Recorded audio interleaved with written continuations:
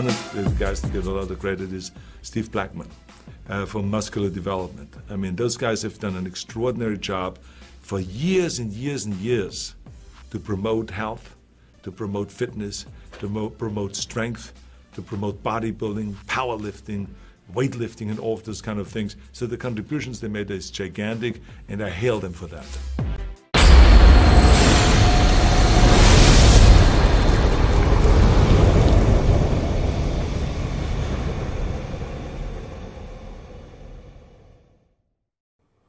Hello and welcome to Ask Ron. This is the Arnold Classic Australia Report edition. So even though you didn't ask me anything, I'm going to tell you what I thought about the show. So I wasn't there in Melbourne, Australia. I watched it here at home in Boston via the webcast, and it was enough to get some pretty strong impressions. You know, pretty clear video. Got to say they did a good job with it, even though they did not have the judging up. It was off air, some sort of technical difficulty, but the finals came through perfectly, and the finals included confirmation round, which is basically judging all over again. It's basically a run-through of the whole pre-judging, and they do it at the finals. I want to say it's for the people that didn't go to the judging, so they can understand why people placed. Also, it does give athletes a chance, if they've improved between the few hours, in this case, between judging and finals, they can theoretically move up a spot or two. So I'm going to be speaking mostly about open men. I'll run through very quickly the other classes because they were very, very similar results to what happened in the Arnold Classic Ohio. For instance, fitness was won by the UK's Kate Errington, and she was runner-up in Ohio to Whitney Jones, who suffered an injury and was not able to make it to Australia. And as I predicted, she would move up to win, and she did. Great routine, beautiful girl. It's probably not out of the realm of possibility to say she's going to be in strong contention for the Olympia title this year. It's kind of wide open. Oksana's gone. You know, Whitney just got injured. There's a few really good women, but she could definitely be in the running, and I wouldn't be surprised if she wins it this year. Bikini, same people, same top people that were in Ohio. Pretty much same results. Angelica Teixeira won. Janet Leag, runner-up. And Romina Basualdo, third place. I believe that was, I know Janet and Angelica were top two. I'm pretty sure that was exactly the same. Figure, same thing, same top two. Candice Lewis-Carter won again. Sydney Gillen, second place. You know, she's pretty much the poster girl for figure. She looks like one of those trophies. Perfectly capped delts, perfectly proportioned bone structure, everything. She looks like a trophy. She's exactly the way figure pro is supposed to look. So, yeah. Sydney, no slouch, obviously. They're both tremendous athletes. But now let's get into the open men, because this is what I stayed up all night to watch. And a lot of you guys did too. Appreciate those of you who were on the play-by-play thread along there with me. Kept things interesting in the middle of the night here in the East Coast of the United States of America. A lot of you guys were over in Europe, so it was an early morning for you. You were getting up early. AJ, I know that's definitely not your typical time to get up, so thanks for hopping in there. Giles, too. A few of you guys. So let's talk about the guys that were outside the top six. But first of all, missed opportunity for a few guys that were in Ohio did not compete. Cedric McMillan, who was third place in Ohio, didn't go to this one, didn't compete. I don't know. He definitely would have been in the mix for sure. Steve Kukla was fifth place in Ohio. Condition was spectacular. I don't know. Why didn't he go to this one? I don't know. He should have. And Lionel Bayeke, who was sixth place in Ohio, also absent. So 3 of the top 6 from the Ohio Arnold Classic were not there. Should have been there. Would have made a stronger lineup. But it was still a really good lineup. So let's talk about some guys that were, a couple guys that were outside the top 6 that are definitely worth a mention. First and foremost, Kevin Leveroni. Kevin was, you know, he had been talking on our interviews that we do for his show, How I See It. And he made it clear that his goal, physique goal, was to come in big and full and hard, but not shredded. He felt getting into extreme condition is not what wins shows now. You need to be big and full and just enough condition. So that's what he was aiming for. Upper body from the front and the sides was really big and full. Back still not what it used to be.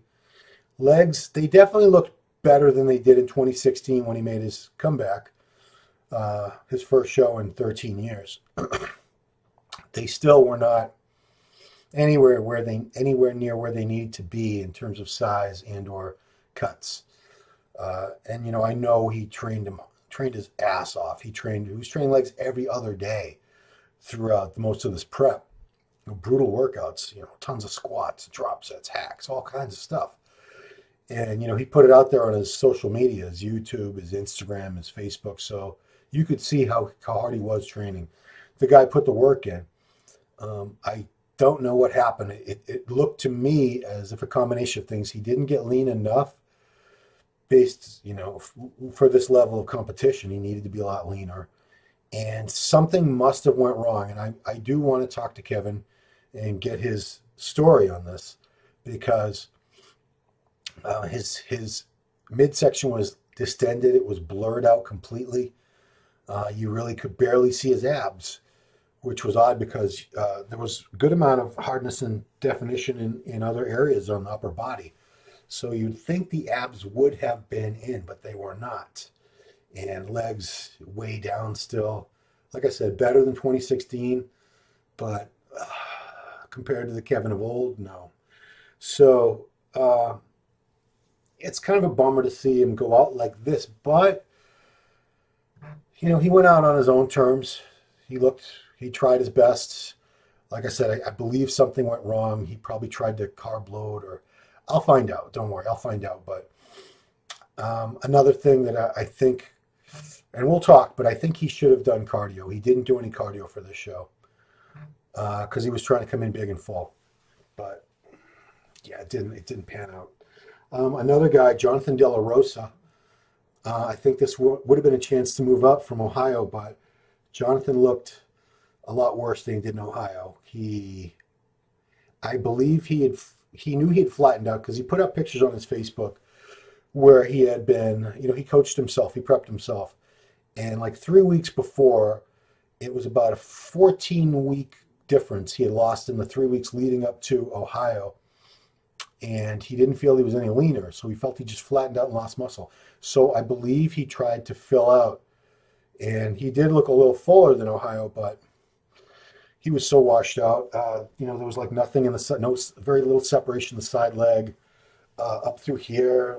He doesn't have a lot of deep separations anyway, so it really hurt him. And he wasn't in the running for this. It's too bad because I like Jonathan. I love his physique.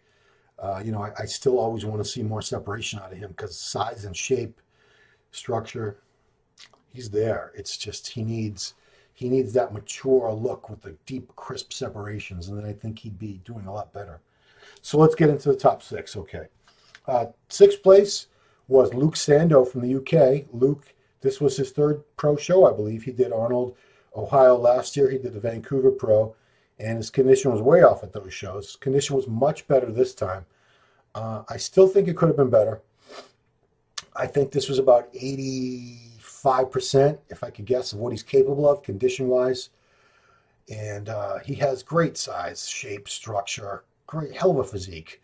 So thick. I mean, he almost looks really short if you saw him by himself because he's so thick. But he's not. He's regular height. He will do better. He's going to do much better. He just needs to nail that condition down. But for a relative newcomer, which he still is, it's only his third pro show. Very impressive. A lot of potential. Bright future ahead. Giles and Rose are going to wrap up the show on their own show, and I believe they'll speak more about Luke. Fifth place, Hidetaka Yamagishi. Hide worked with Milo Sarshev for this show. They did a great job. It looked to me as if he lost condition in the glutes and the hams, but everywhere else he was fuller than he was in Ohio, and he had a real grainy, dry look to everything. Nice, crisp definition, separation, striations. So whatever they did, I think it was a success. I don't think being a little tighter in the glutes and hams would have made a difference in the overall outcome. He might have flip-flopped with fourth place. I'm sorry. Yeah, fourth place, which was Lukas Osladl from Czech Republic. But I don't think he would have done any better. He wouldn't have done any better than that. It was a strong top three. So fourth place, Lukas, tremendous poser, very entertaining. He does this thing where he rolls his glutes up and down from the side. You know, like kind of like you see guys who can do that with their abdominals. They roll them up and down. It's a neat trick. Very graceful poser. He's very proportionate, balanced. I do think he is less impressive from the back than he is from the front. He looks bigger from the front. But yeah, still, for considering the guys he was up against in the top three here were all just monstrously large. He's not, Lukas, he's not a small guy, but he's not the biggest guy either. So he gets up there basically on his balance, symmetry, proportion, and condition. He always brings a condition. Can't say he doesn't. Third place was surprise, based on, you know, how things went down in Columbus. Things shifted around. Dexter Jackson was third. Dexter did not look as good. In particular, one thing that was really distracting was his left bicep, his left arm. People are speculating it was a bad injection, which is what they speculated when the same thing happened to Cutler the last time he competed at the Olympia. Was it 2013? And it turned out to be a bicep tear, which Jay had surgery for. It was a tear at the origin. It looks to me like a very similar thing. It looks like Dexter. Someone keeps texting me. It's really annoying. It looks like Dexter might have suffered some sort of tear in the bicep himself. This arm, perfectly separated, striated, deep separations, dry, crisp. This one was, sorry, on your screen. The other arm was just bruised, swollen, puffy, not a cut in sight. It was just a blob. And, you know, I'm almost surprised they didn't mark him lower. But, you know, the rest of his physique is pretty damn awesome. So I could see them justifying it. Other than that, I thought condition-wise, he was at least as good as he was in Ohio. Probably a little bit fuller. But that bicep, so that arm was so distracting. Certain shots, obviously like the front double bi and the front lat spread, you couldn't take your eyes off of it. So that really hurt him. Second, William Bonac. I don't think William looked much worse than he did when he won in Ohio 2 weeks ago. Very, very similar. But what happened was Rolly Winkler improved a lot. He tightened up a lot since Columbus, Ohio, Arnold. Rolly had been all the way down in fourth. You know, he'd been beaten by Bonac, Dexter, and Cedric. He would have beaten Cedric at this one too, trust me.